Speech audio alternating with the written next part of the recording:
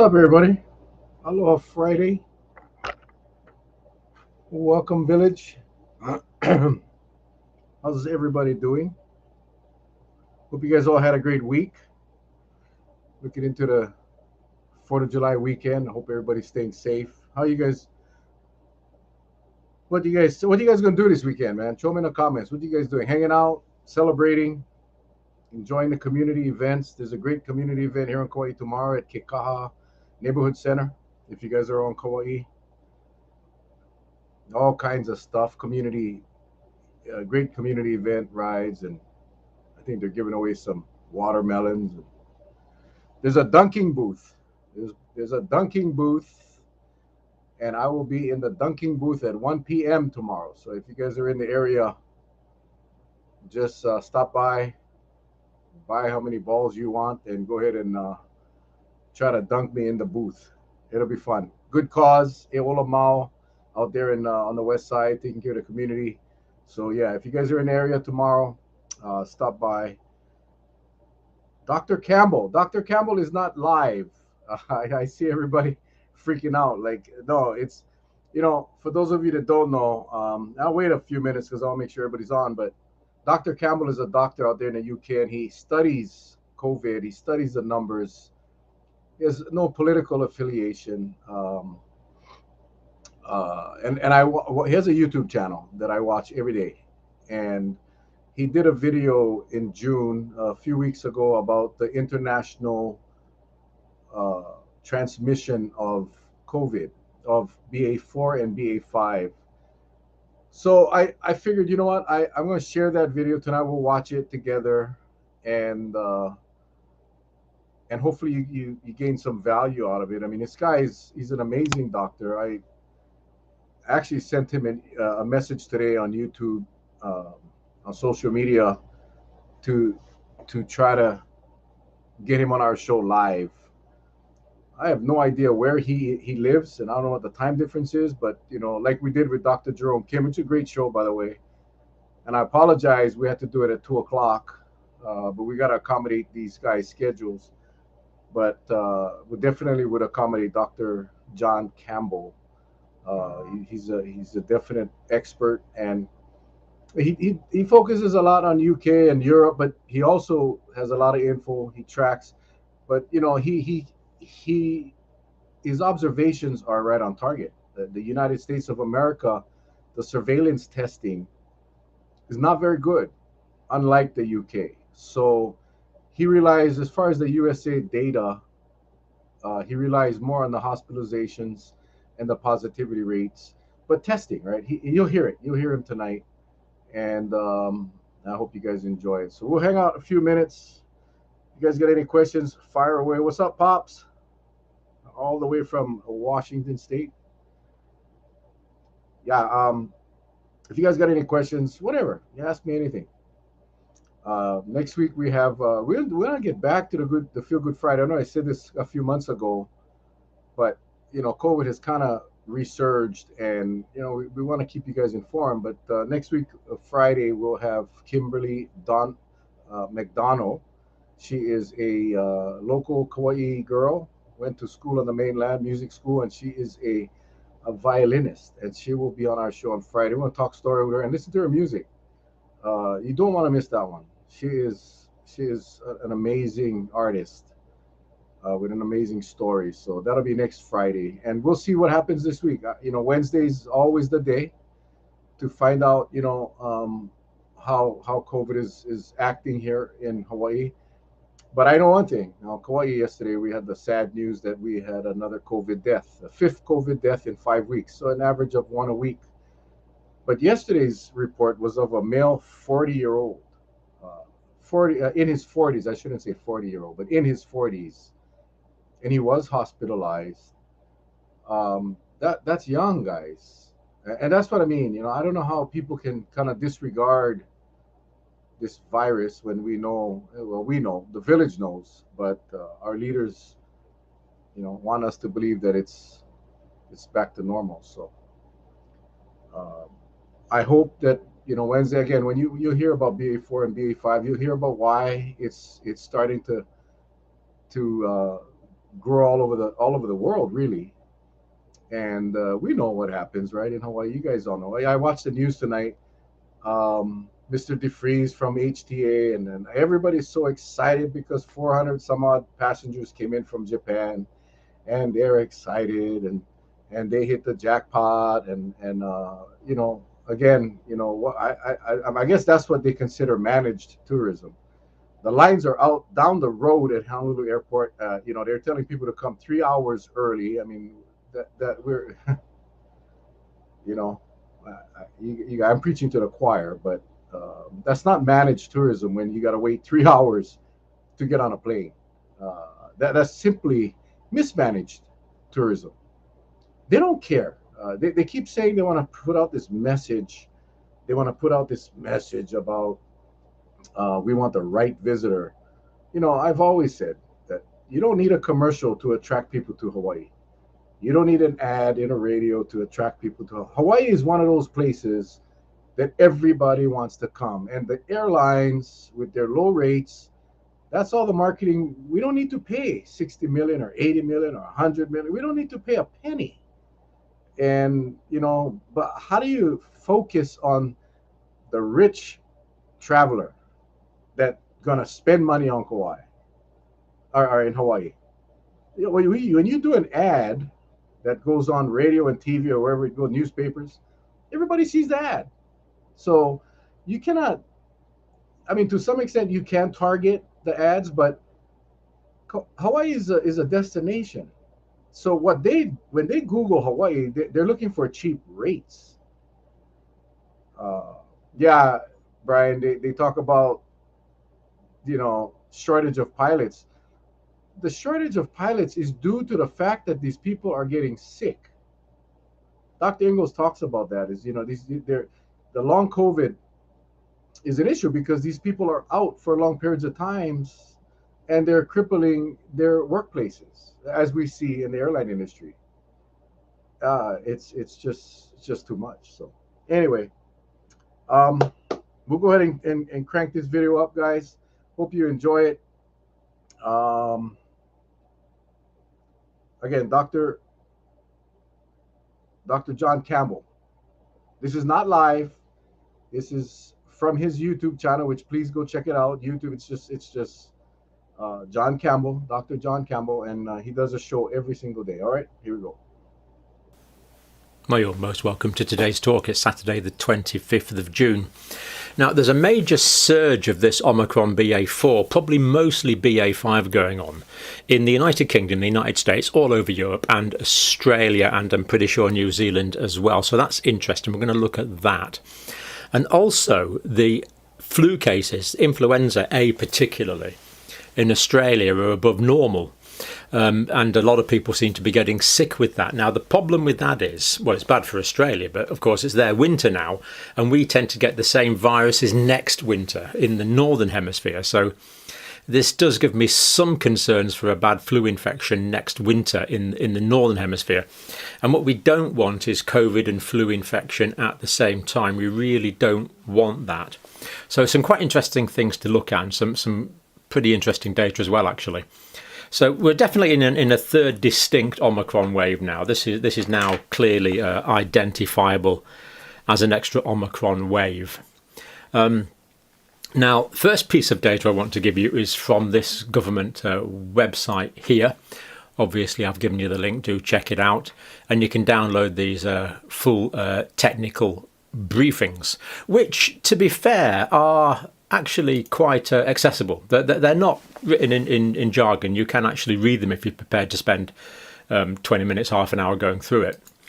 BA5 growing 35% faster than Omicron subvariant BA2, which grew faster than Delta, which grew faster than Alpha, which grew faster than the wild type. This is getting more and more transmissible. So it's growing faster. Now, to be fair, the fact that it's growing faster doesn't mean it's necessarily more transmissible, because a lot of this is a result of immune escape, because it's infecting people that have already been infected, basically. It's just an evolutionary principle. It's occupying any ecological niches it can, and unfortunately that often happens to be us. but certainly growing faster. BA4, that should be BA4, sorry, apologies, growing 19% faster. So BA5 is growing the fastest, then BA4. So BA5, although these two are going together because they have a growth advantage over BA2, BA5 should gradually become more predominant than BA4, which is slightly less transmissible. Now, what's going on in the United States, first of all?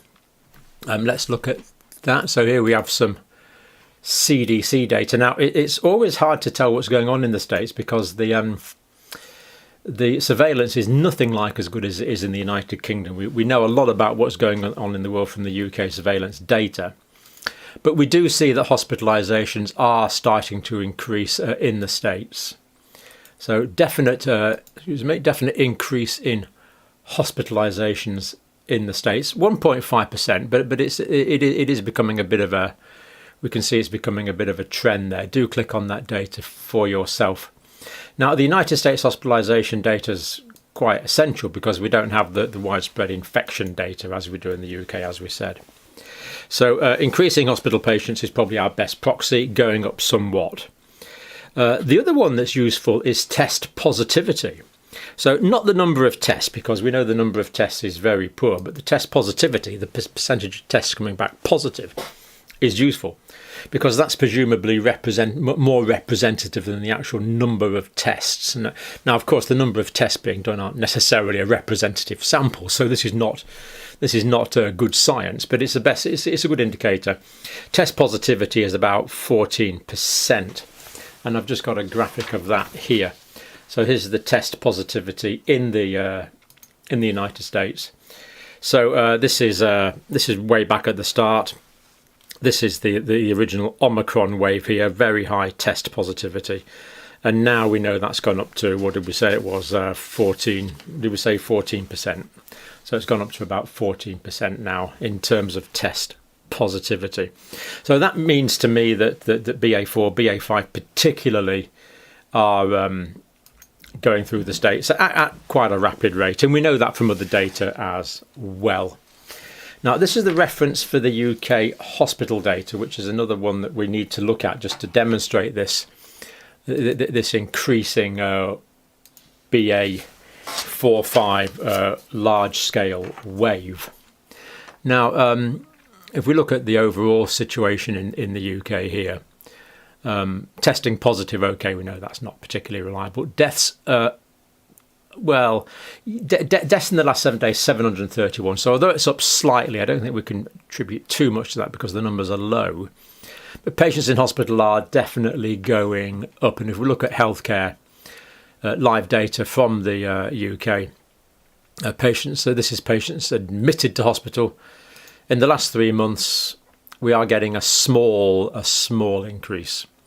This is not because BA4, BA5 are very pathogenic, more so than other Omicrons. They appear almost certainly not to be, but it's just so transmissible. There's so many cases that a small percentage, unfortunately, will have problems. Patients in hospital, again, obviously, in the last month, we do see a slight increase. Good news, though, patients in mechanical ventilation, here's the position for the year. We know it went down as soon, this is when Omicron started, this kind of time, and then it just went down with Omicron. Really good news. Slight increase there, probably with the BA2, but we don't really see a significant increase, thankfully. Very small, but we do know that the majority of people actually admitted to intensive care situations are with Omicron, not for Omicron. Hospitalisations, the majority are for Omicron, but intensive care, the majority are with Omicron. Now, I want to look at Australia now because, this is quite a bit concerned about this, really. First of all, Professor Adrian Easterman, he's a numbers guy, but he seems to be on top of this, so that's why I'm quoting him. Basically, all those subvariants, Omicron subvariants, are all in Australia at the moment, and they're competing with each other. Of course, exactly as we've seen in United States, in the UK. BA.4/5 well and truly now established in Australia and will take over. No question about that. At the moment, this is as of yesterday, BA.2 is the majority of cases in Australia, but BA.5 is starting to take over. BA.4 as well, but BA.5 particularly, which seems to be the more transmissible. So an ongoing situation in Australia there, like the UK, because there's a lot of immunity from vaccinations and from previous infections. The number of hospitalisations directly from that should be reasonably small, but this is the next data set I want to give you. Australian influenza surveillance report. Now bear in mind it is in the middle now. It's the peak influenza season in Australia now, exactly where we will be in 6 months' time. Obviously their winter's the wrong way round. So 147,000 official notifications so far this influenza season, as we say, into the peak of it now. But it'll go on for quite some time. 55,000 cases in the past 2 weeks. Most of these are influenza A. Now, influenza A is the sort of the form that's spread. So this is the form that we will get. So the influenza that's in Australia now, we can say with a degree of certainty, I'm afraid, will be in the United Kingdom and the United States for next winter. And the other thing that's concerning, well, it's always never good news. The H1N1 was only 0.8%, but the H1N1, of course, is the one that caused the pandemic in 1918, 1919. So we really don't want too much of that, but hopefully small at the moment. Looks like it's being outcompeted by the other influenza variants. A and B co-infections, we don't want that either, but they're very small. And highest notification rates are in children. And the reason that this is concerning, these are just numbers, but this is quite a bit higher than the 5-year average for Australia. So they're having more influenza in Australia than the average over the past 5 years, as you would expect, because during the lockdown situations, people weren't getting exposed to influenza, therefore they weren't developing the immunity. So the influenza is catching up. And highest notification rates in children, which is bad. Now, influenza, people tend to say, oh, I've got a bit of flu. If they're saying, oh, I've got a bit of flu, almost certainly they haven't. If you've got influenza and it's a strain you're not resistant to, you are so sick. I mean, I remember the last time I had it really bad was about 1992. And I remember lying on this floor in this room, actually. And I had a bed in here then. And I remember thinking, I can't get into bed. I was lying on the floor. I can't get into bed. And I lay there for an hour or two. And I remember thinking, well, if I die now, that's fine. I felt so sick. This is, proper influenza is not a trivial disease. Now, thankfully, the sequelae from it aren't great. People do tend to make a good recovery. But at the time, you feel so sick. And it can take you a good few weeks to start feeling better as well. What we might call long influenza, it can take a good few weeks to recover. And of course, there can be sequelae, but thankfully most people make a good recovery. But you're so ill, it's just horrible. Now, so that's a concern for next winter. We'll keep an eye on that. Zoe data. Moving on to the Zoe data now. Here we have the latest Zoe data, and we can see that it's going up quite steeply. The figures are going up quite dramatically. So that was basically BA1, that was BA2, and now this is BA4/5. So we do see a succinct wave. 250,000 new symptomatic cases being added to that per day. So here's the graphic for the increase in the Zoe cases, and you can see that the dots are getting further apart, indicating that it's an increase, and this will go on. Because of the immune escape of BA4/5. Whether it becomes a curve of this size or not, we don't know yet. In terms of mildly symptomatic cases, which most of these thankfully are, it's quite possible. But thankfully, most aren't being hospitalised, as we saw. So data from, this is data now from Tim Spector's report. Do check out Professor Spector for yourself. Always completely data driven. Tim just does the data, no messing about. It's proper science, love it. So anyway, new COVID wave, as we said, getting on for 250,000 new cases per day, up 40% on the week. So this was actually about 2-3 days ago, this data, 225,000 new cases.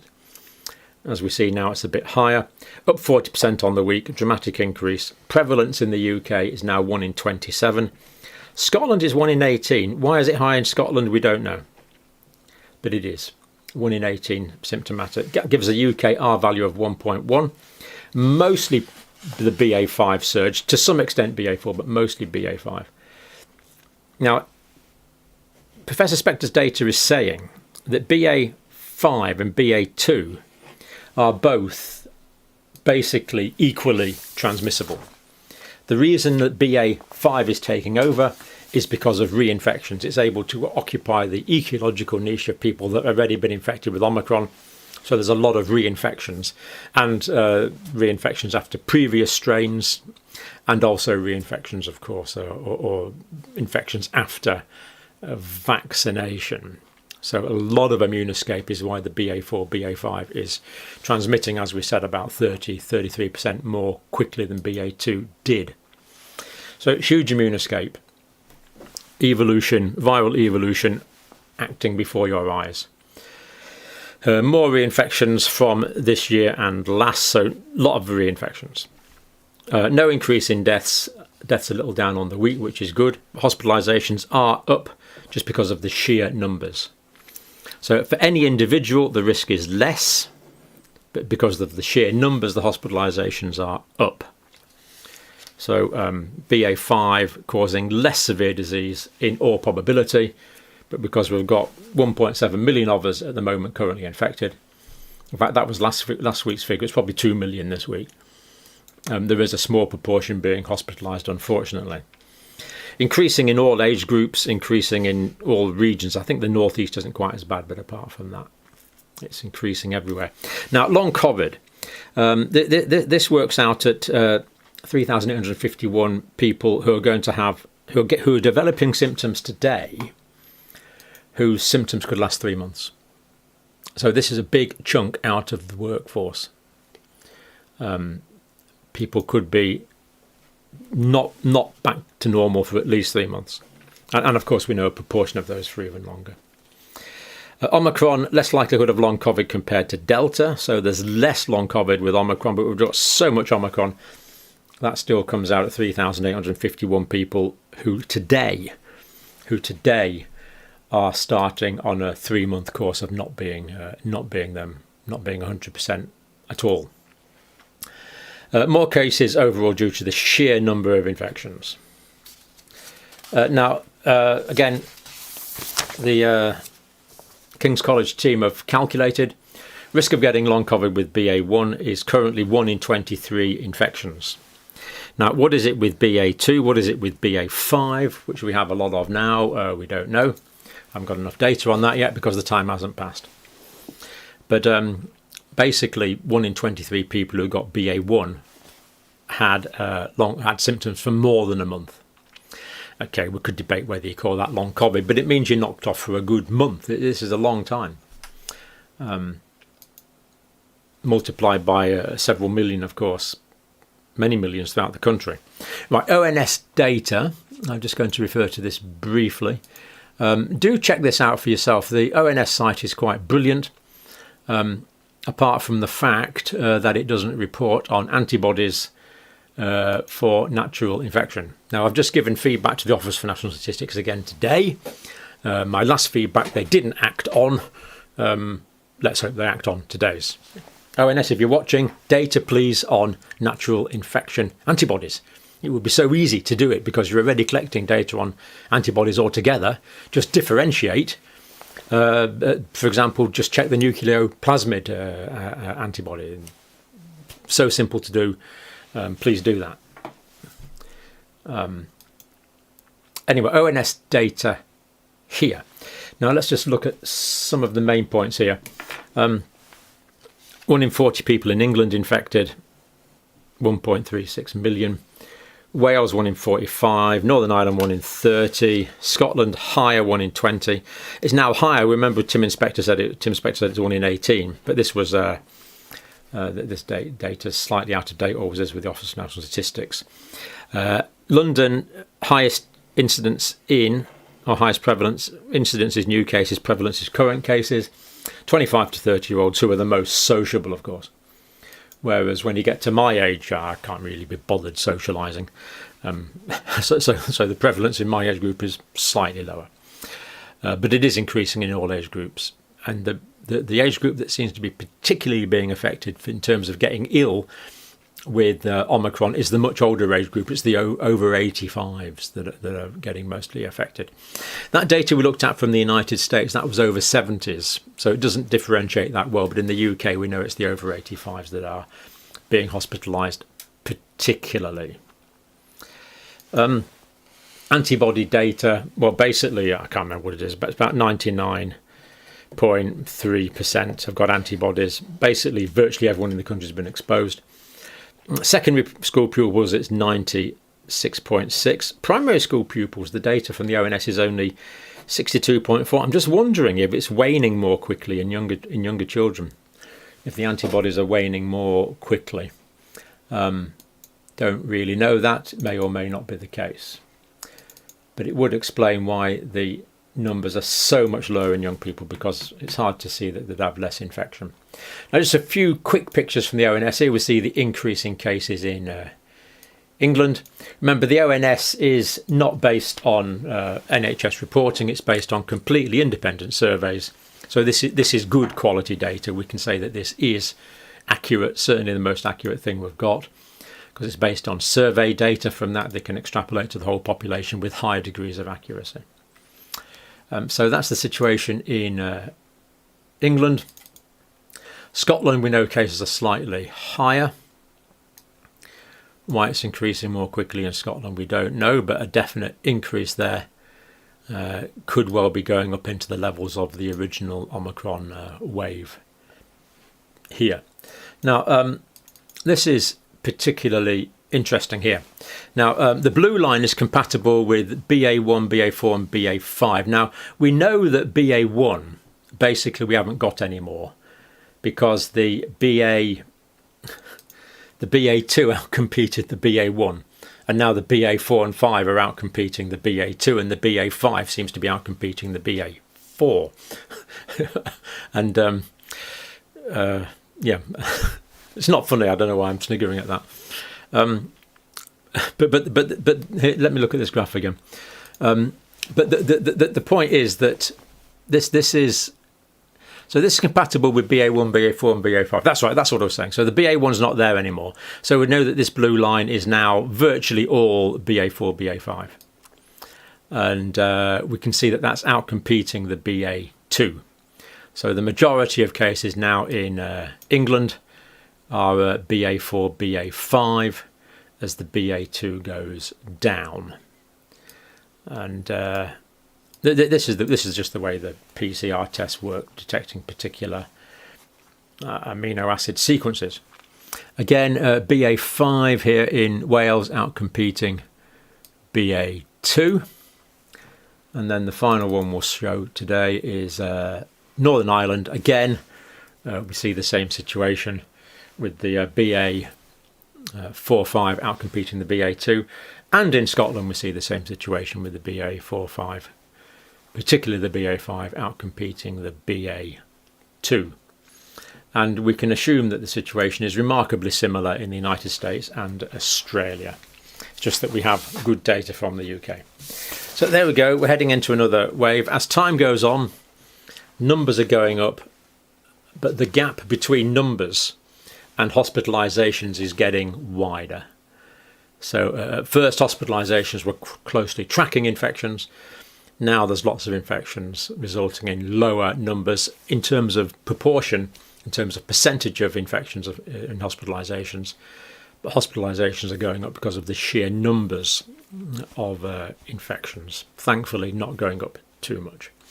I'm just going to finish with give the last word to Dr. Walensky. I don't know why I'm laughing today. Sorry, be serious. It is a serious matter. Actually, no, this is a very serious matter. Childhood vaccinations. We've talked about it many times. Dr. Michelle Walensky, Moderna, recommended a second safe and effective vaccine for children aged 6 through to 17 years. So having allowed the Pfizer for over 6 months, she's now brought, or the CDC have now brought the Moderna down to ages 6 years to 17 as well. And remember, this vaccine is still based on the original Wuhan strain. And we've seen the amount of immune escape to that. So has the risk-benefit analysis changed? Yeah, I think it's changed. How effective will this original Wuhan strain virus be against Omicron infection? Not very. I've just demonstrated that really conclusively from the UK data. We're seeing massive breakthrough infections. And yet this is the current recommendations, which I'll leave you to ponder on yourself. So a lot of data today. That's the way things are going, and thank you for watching.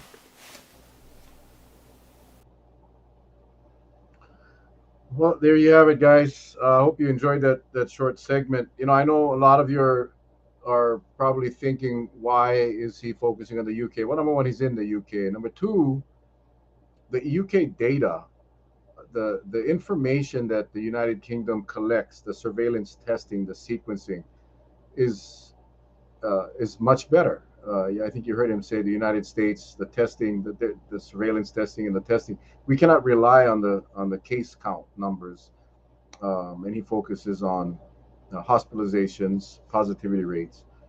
But I think we got to remember one thing, that the variant, or the BA4, BA5 that's in the UK and Australia and Poland and Scotland and everywhere in Portugal, it's the same strain that's here in Hawaii. It's the same strain that's coming in from our travelers from the mainland. So I think, like he said, that we can undoubtedly expect the trends to continue to impact the United States. My point in showing this wasn't to share UK data. The point was that we make it difficult. We make it difficult in America, in our country, and of course our state, to track this virus properly. And that is why we're seeing so many people um, uh, take this virus lightly, because they're not being informed. Many other countries, you heard Dr. Kim say the same thing. Their surveillance testing, their safety protocols are still in place, because they recognize. Um, Thanks, Brian. Brian says we lagged the UK by about 60 days, and I think that is consistent with what Dr. Tim Brown, Dr. Lee Altenberg, Dr. Jerome Kim talked about. Is that we are going to see the the rise in cases to come. Now, he talked about Australia and with influenza, and I think most of you know that it's winter, right, in Australia right now. So, and that's what the doctor said, right? We should expect in the next 6 months to see what um, to see the impacts of the influenza. And what we don't want to see is the combination of corona, or COVID, or Omicron, and the flu, and that is highly possible. So I guess what I'm trying to say is that we need to be aware of what's happening in other places because of the lag. Yeah, we always said, right, we have the books are written. Other countries are managing this virus, and because we lag so far behind, we cannot assume that we are okay, and that we are in a better place because we're not seeing what they're seeing in UK or Australia or wherever. No, the fact of the matter is, that's where it's coming from, eventually across the United States and ending up in Hawaii. So we should be preparing for that, and that's the trouble I have.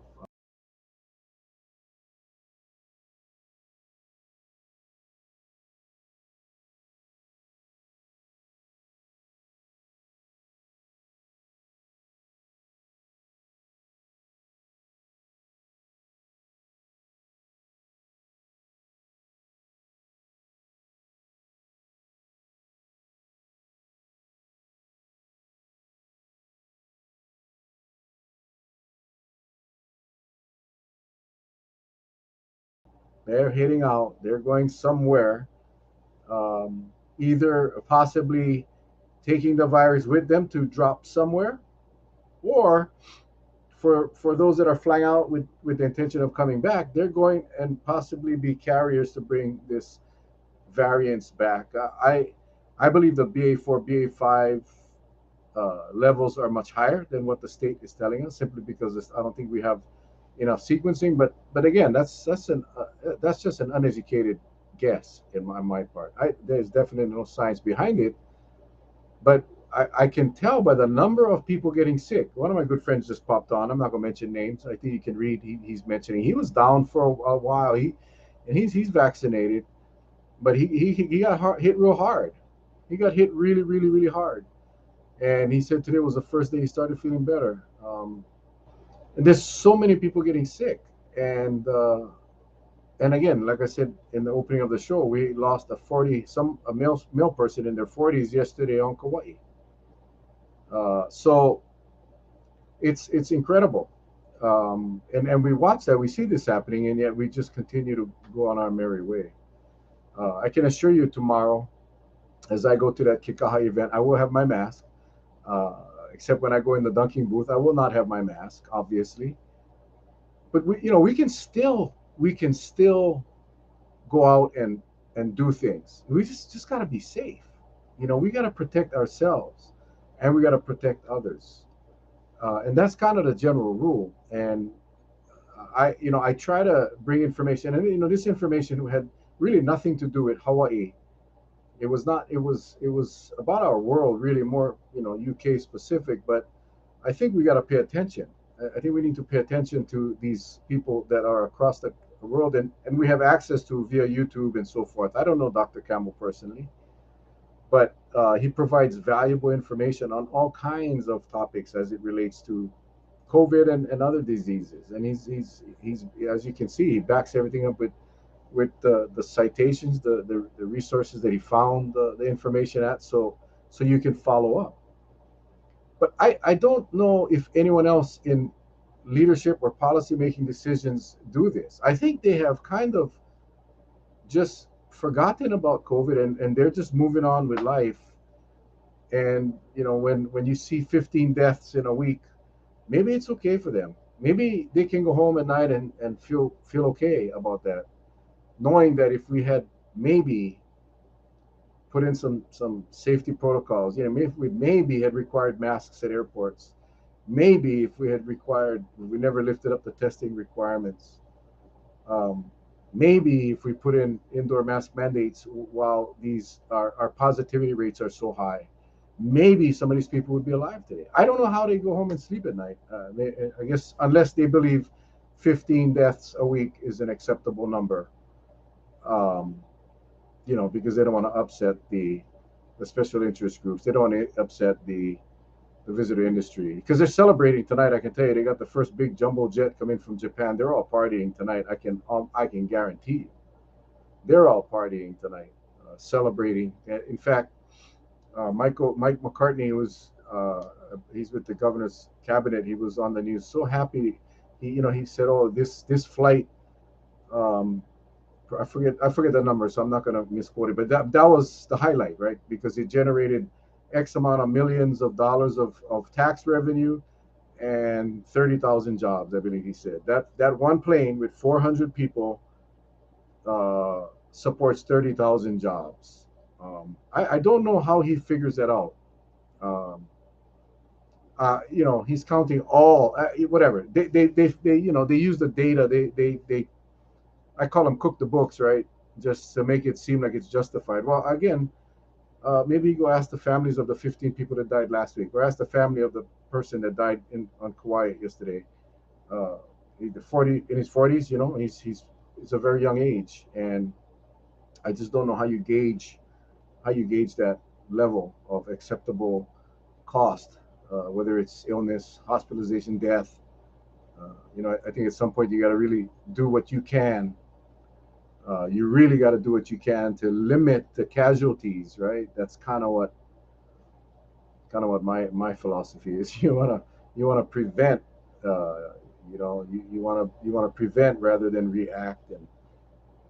And what gets me is how they can actually try to justify their inactions, because it's not actions, they're not doing anything, but they can justify their inactions. Yeah, they do it so well. I mean, I guess that's what they do, and they can do it with a straight face. So anyway, I just kind of wanted to kind of deviate tonight, go something down a different track, and bring on.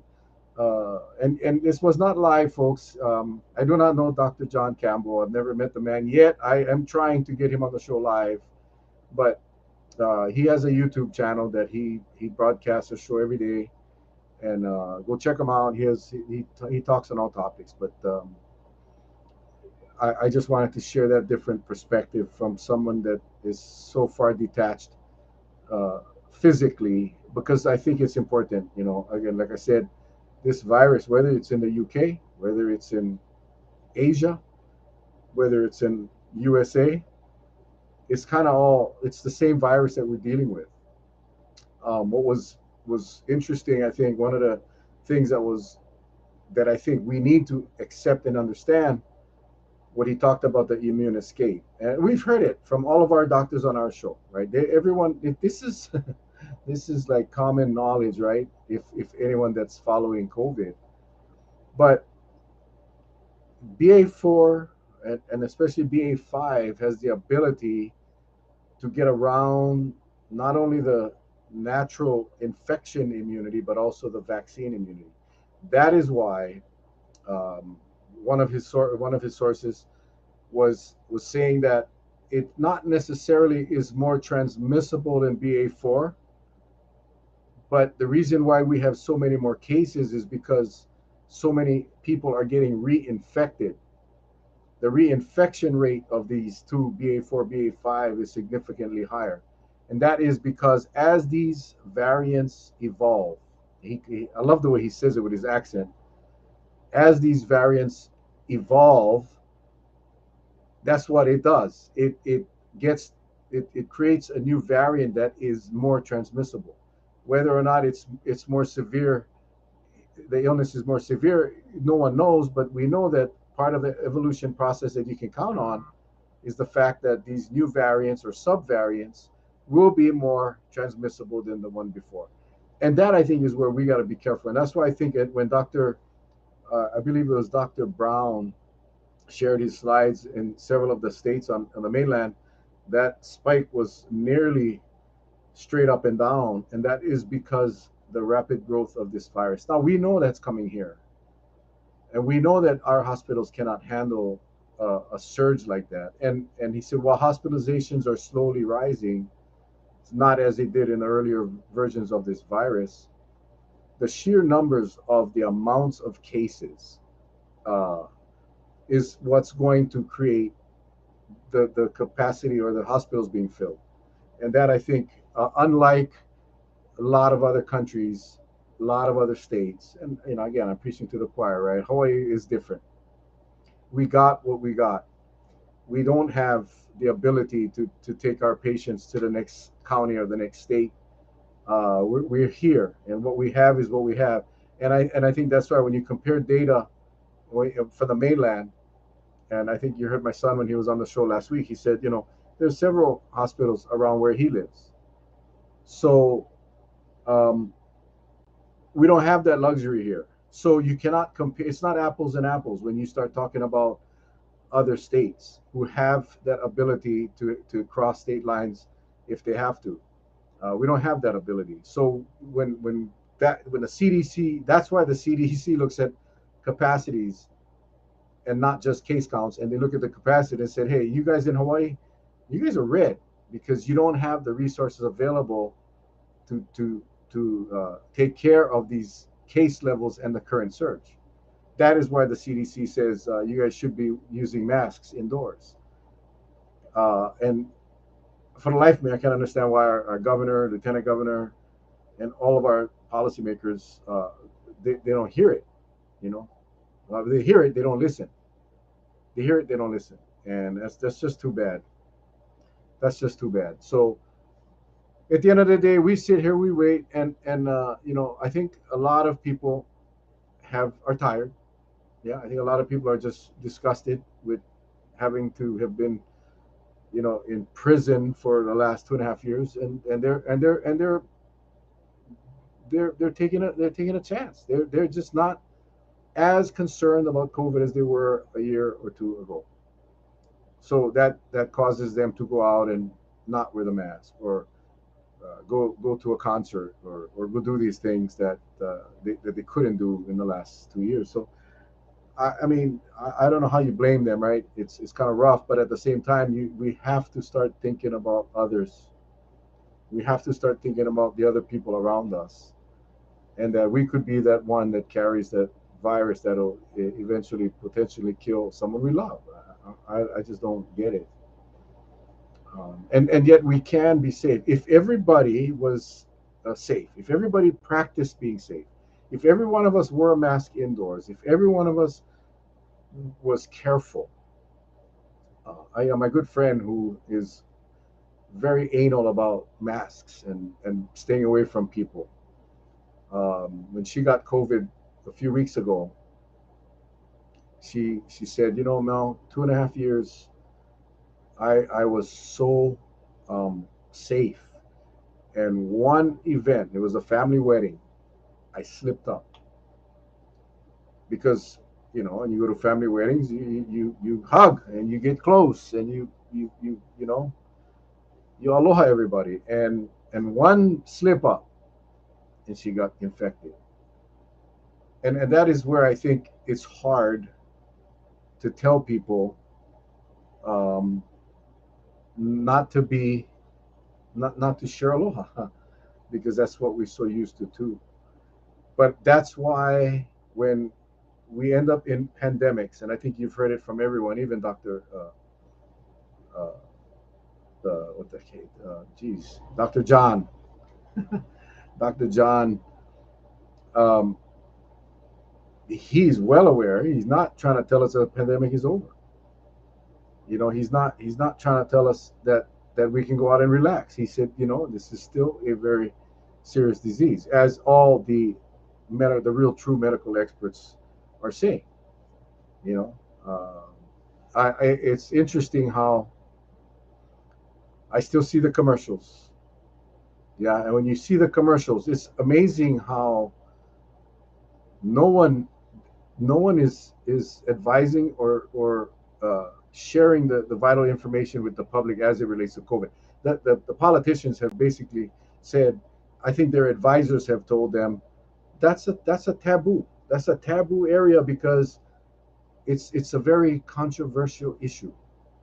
So take on the Red Hill, take on affordable housing, take on all these things where no more division in a community, because you need to get you elected. And at the same time, and again, I hate to beat a dead horse, but when you can be okay with 15 people dying every week, to me, that becomes the priority.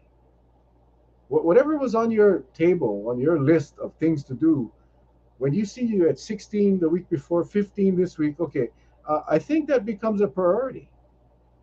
And I think at that point, as Doctor, as former Mayor Harry Kim said, when you're in a crisis, you activate the emergency operating center, and you're there 24/7. Your decision makers come around the table, and yes, government is still running. Yes, the housing departments are still working on affordable housing. Yes, the public works department is still working on the roads. But your leaders, your key emergency group, need to figure out how we're going to stop people from dying. How are we going to stop that? We cannot have 15 people dying every week. I've said it before. If 15 people died every week at a beach, they would shut the beach down. If 15 people died on a highway in the same spot, they would have cops there 24/7, making sure nobody sped and there were no drunks. The thing with 15 people die from COVID, okay, and that's, I think, I have a hard time with. I have a hard time with, because that's a lot of people. That's a lot of families. That's a lot of moms, dads, grandmas, grandpas, aunties, uncles, cousins, nieces, nephews, sons, daughters. That's a lot of people impacted by this virus, and it just I just can't I cannot explain it. No one says anything. They're all happy about signing bills for this and signing. I saw today how many alerts come up. So many alerts came up saying, "Oh, Governor Ige is signing ceremony," and like, who, Governor? So what? You signed the bill that's going to do this and do that, and why aren't you addressing the people about the importance of wearing a mask or the importance of getting a booster, the importance of being safe? What happened to those messages? The only time you answer that question is if you're on the spotlight and someone asks you that question. I strongly encourage people to wear a mask. Okay, uh, guys, this is what I don't understand, and but this is what they do, right? It's a horrible time, election time. Everybody, I mean, come on, give me a some kind of emoji or a thumbs up or something. I'm not sure why my chat on my computer, so I got to look at it on my phone. But give me an emoji if you are disgusted with these commercials on TV. Just put a thumbs up or a thumbs down or a shaka or whatever. If you're disgusted with these commercials, uh, and it's always during dinner time, like it's all during dinner, and it's the same commercials over and over and over. They all of a sudden you never hear from them for 2 years. Just think about this, right? We talked about this on the show many times. Don't vote for anybody that never stand up and support you for 2 years. So for 2 years you never hear nothing, zero, nothing, nothing, and now you're getting the brochures in the mail. Oh wow, now they know me, or they're on TV telling you all that they did. It's amazing how one person can claim that they did a good deed by themselves. Whether it was restaurant cards or helping the hotels or helping the business community. It's these individuals are saying, I did this. Yeah, where the hell were all of you for the last 2.5 years? Honestly, tell me. You were nowhere to be found, you know? And all of a sudden now, um, they're trying to convince you that they had your back. Well, some of them may have. I don't know all of the representatives and senators in all of your districts. I don't know. I don't know them. I mean, I know them personally, but I don't know what they do or not do. You guys should know. So you guys make that call. But I tell you, I cannot wait for someone to walk up my door and say, "Oh, hey, what you did for me, bro or ma'am? What you did? Just tell me. What have you done?" We sent out invitations for legislators to come on our show. For some reason, they don't want to come on this show. They think they're gonna get attacked or whatever it is, uh, or they just realize, what am I gonna say? Because there's nothing much to say, you know. So it's a good time because we have control of who's gonna be our representatives and senators in the next term. So we have an opportunity, but it's for the average person that is too busy to focus on COVID, and they come home from work, they go bocha, they grab their dinner, and they see these commercials. These commercials can be very attractive because it shows them in a good light. Oh yeah, hi, yeah. The reality is, ask them, call their office. Say, what did you do when we were basically begging for your help? Where were you? How come you went silent? Were you afraid to upset a certain group of people or what? I mean, I've said this too.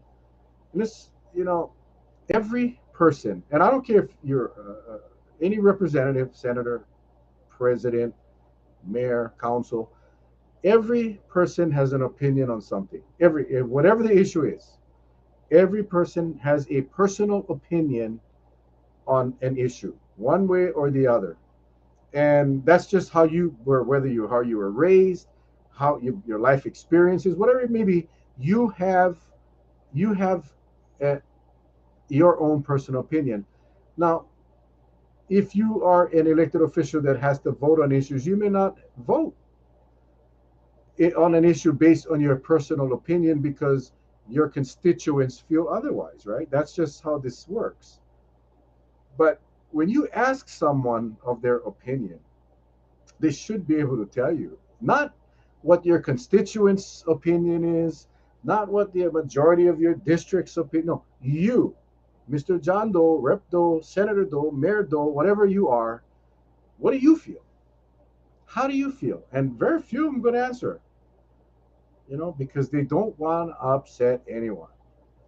Yeah, it's an amazing game they play, but it's up to us. Yeah, it's up to us to make sure we understand what we need to do and making sure we get the right information so we can make good choices on August 13th and November 7th. Yeah, that's just kind of my take on this, and we have a wonderful opportunity in the next 6 weeks, and again back in November. So everyone says remember in November. Really, you got to remember in August, because August is going to determine who moves on to November. And we got some tough races from the governors, lieutenant governors on down into the House and the Senate, as well as your local offices. But I'm kind of focusing on the state tonight because this is a health issue. This is an issue that the state should have control of. The statewide health policy should have been initiated a long time ago and not let every county do it differently. So that's kind of how we need to do it, right?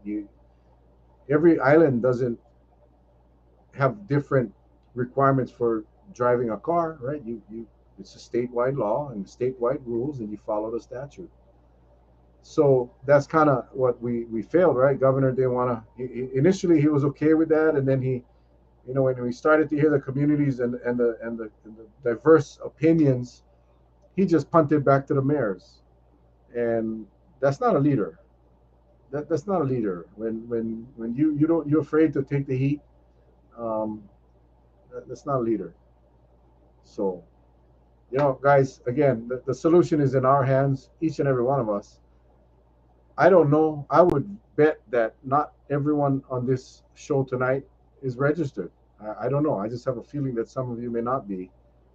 But it all starts with registering to vote. Your family, your friends, get out and get people to register to vote and let them know how important it is this time. Because we have an opportunity, unlike any time in recent history, to really change the complexion of the entire House and Senate. And we have that opportunity right now in the next few months. So, you get your friends at the coffee shop, or if you work and you're at the water cooler, let everybody know it's that vital. It is that vital this year, more than any other year. It's vital to get them registered, get their kids registered. Those that are away in school, the kids that are in school, get them absentee ballots, get them to vote. That's kind of what it's going to take, because I cannot predict the future, but I can guarantee one thing. If we don't change how we do things or who we elect to do things, I can guarantee you that the results are going to be the same. Right? That's just how this works. So if you're satisfied with the status quo, then no biggie, right? Boom. If you're not, then it's going to take each and every one of us to create our little movements around ourselves, our little cliques, our little circles, and remind them and inform them how important it is for them to vote. Mel, let's have a show and we can discuss who did and who did not support us during the pandemic, get together and not vote for them. Amazing walking around without masking crowds. Yeah, I'm not sure, Derek, if you're that you feel amazing or amazing how many people are not wearing masks. I'm not sure what your comment was, but well, we wanna bring on the candidates. We wanna bring on the candidates, but it's just a logistics issue to get them, to get them here and spread out. And And Charlie's been working too, so it's kind of rough. I know that we want to do one for Kauai for our local candidates. We put the call out to any candidate who wants to come on, can come on our show, and we've had a few, and uh, we'll get them on the show. But I kind of wanted to highlight some on the at the House side, Senate side. Will we ask the tough questions though? Well, you guys are going to ask. I mean, you guys will ask the questions. The viewers, I'll be honest. I don't take disrespectful questions or, personal kind. If it's a policy question, yeah, we'll definitely share the question. I don't want to create a hostile environment for these people.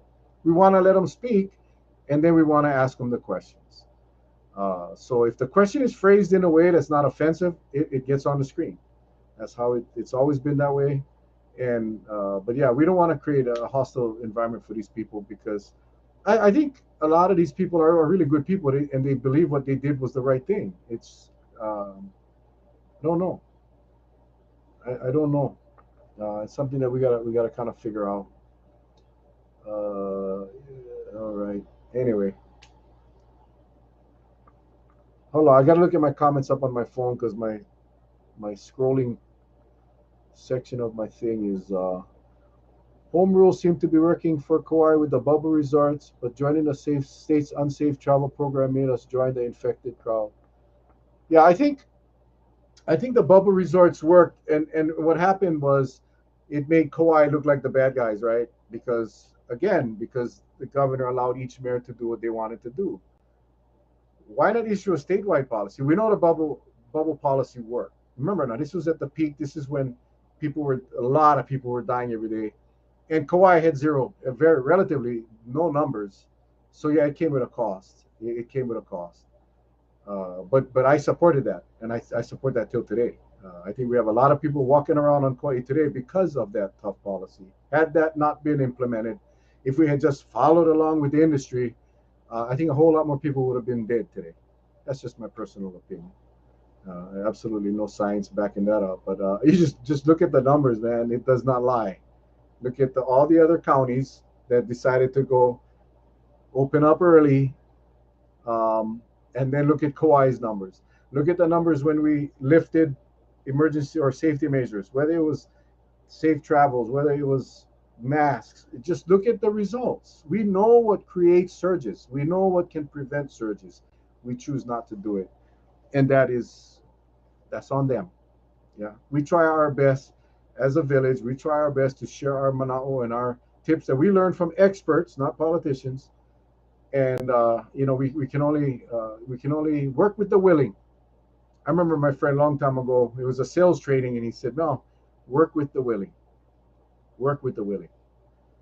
And that's really what we do. We work with the willing, and we try to get the message and the word spread out, and we get it straight from the horse's mouth. So anyway, folks, that hour went by. I didn't think I could fill the hour, um, but we did.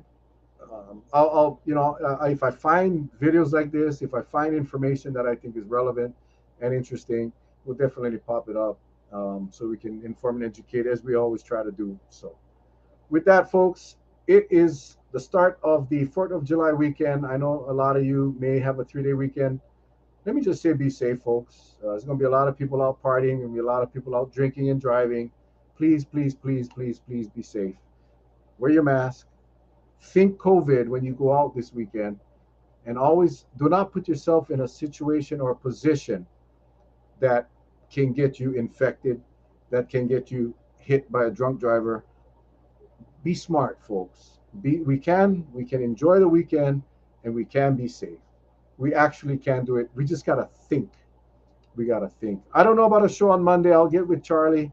I really hate to do it on holidays, because I don't want to. I kind of want to. I want to relax too, but this for me is fun. I enjoy it, but I also want to respect our village, and I can only imagine if somebody's at the beach and some villagers tells the family, "Hey, we got to get home by 7 because we got to watch the Mel Charlie show." I would be upset if any of my family members said that. So I kind of respect you guys, but we'll definitely on Wednesday we'll definitely will have the show to recap the numbers.